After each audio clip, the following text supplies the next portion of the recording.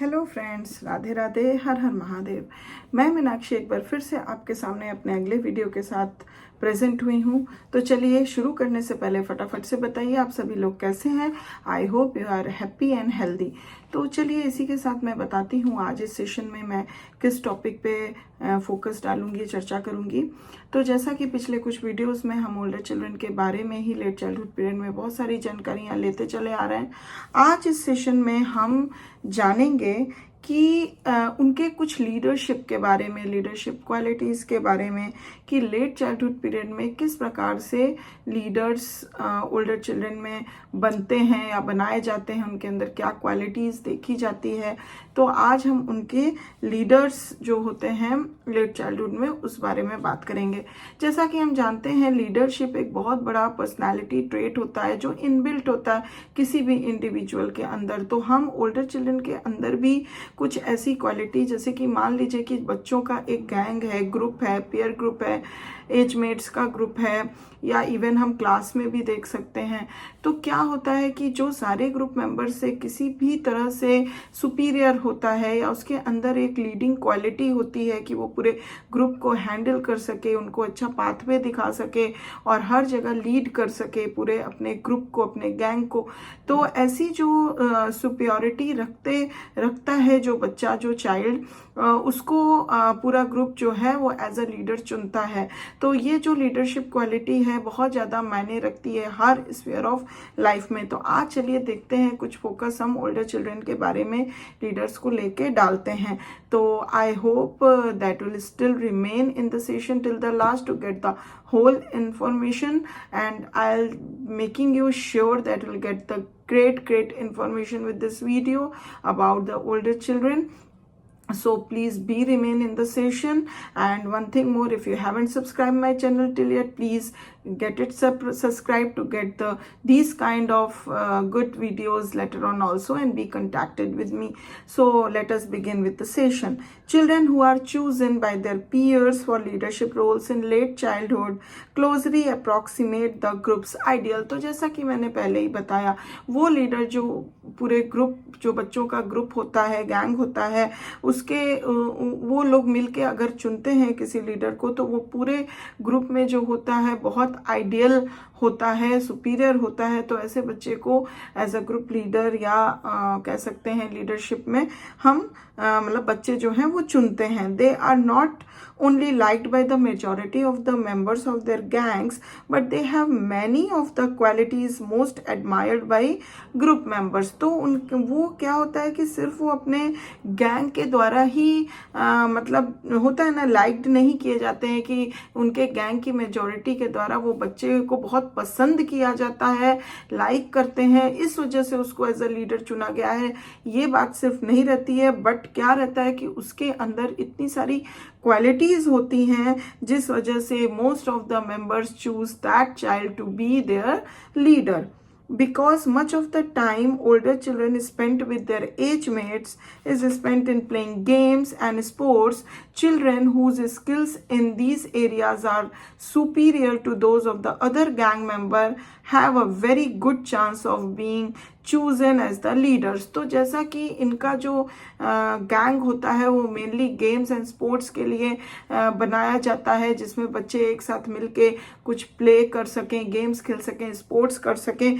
तो इस वजह से जो भी उनके एजमेट्स होते हैं उनके, तो वो पूरे सारे एजमेट्स के बीच में जो इन स्पोर्ट्स और प्लेज और गेम्स में जो सुपीरियर होता है सभी से और बहुत अच्छा लीड कर सकता है, बहुत अच्छे आइडियाज़ दे सकता है, तो ऐसे बच्चे का गुड चांस होता है कि उसको एज अ लीडर पूरे ग्रुप मेंबर्स जो हैं वो चूज करें.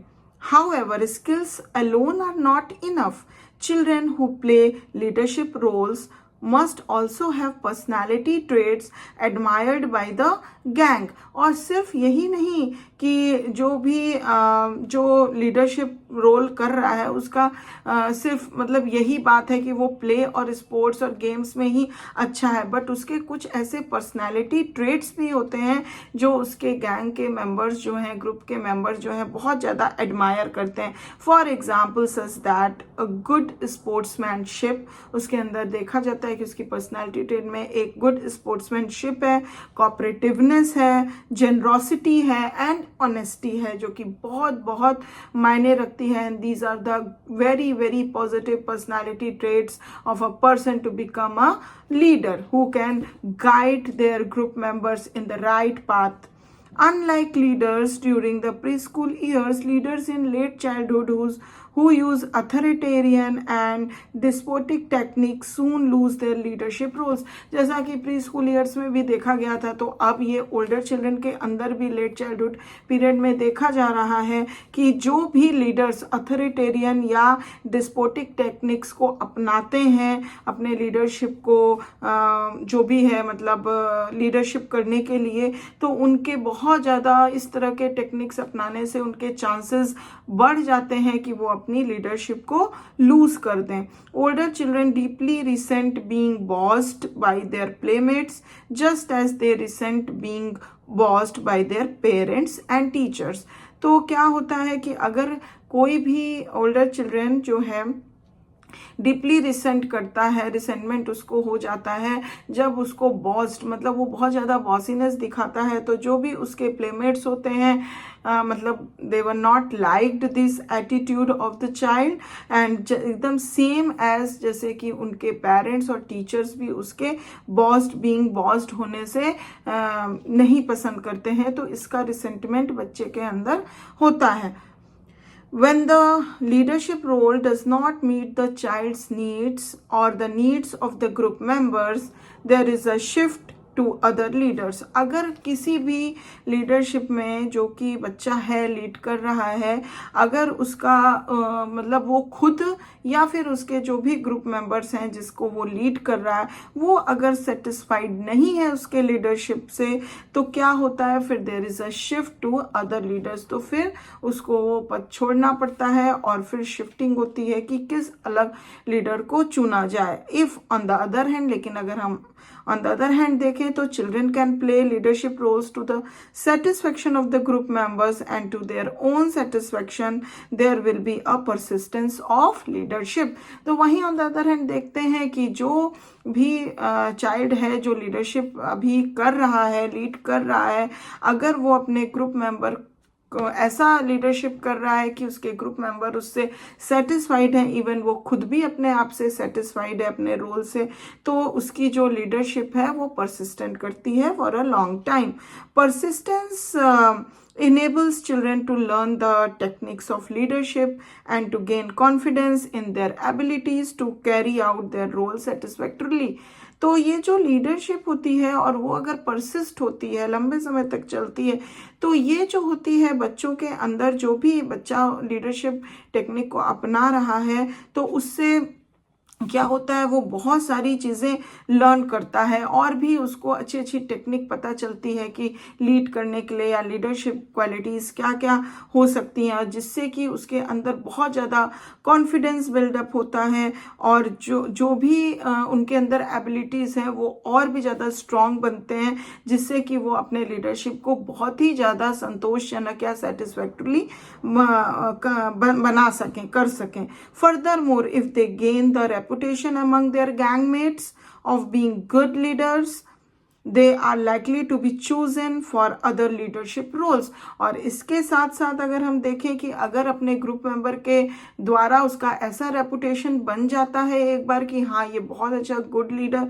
है या बहुत अच्छी इसकी लीडरशिप है, तो क्या होता है कि वो अदर लीडिंग रोल्स के लिए भी चुना जा सकता है रेदर देन जो भी अभी वो लीडरशिप कर रहा है। Children who play leadership roles in games and sports to the satisfaction of group members have a very good chance of being selected as class presidents or for other leadership roles unrelated to games and sports.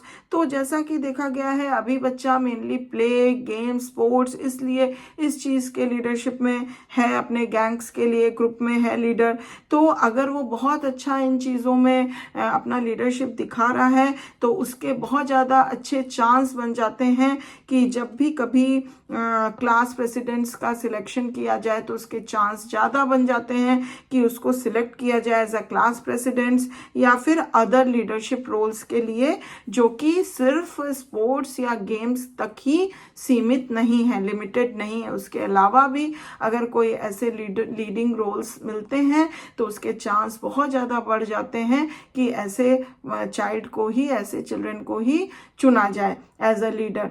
तो हम देखें कि late childhood period में older children में किस तरीके से मतलब ये लीडरशिप क्वालिटी डेवलप होती है और एक लीडर के लिए क्या क्या क्वालिटीज़ का होना ज़रूरी है और किस किस तरह से उसका सुपीरियर और एज अ पर्सनालिटी ट्रेट का इनबिल्ट होना इज़ वेरी वेरी इम्पॉर्टेंट। तो I hope you'll get the good information with this video for today. This is the whole information which I want to give you people. So if you like this video, please give one like, and if still you haven't subscribed my channel or you are a new viewer to my video, please subscribe it to get these kind of excited knowledgeable videos later on also. And please, if you have any comment, any question, any query, anything, please give it to the comment box, ask me. I'll very much happy to answer you, and I'll bring again the next video with the good information. Till then, please, and thank you very much for watching my video till the end, and till then, please do good, take care of yourself. Bye bye.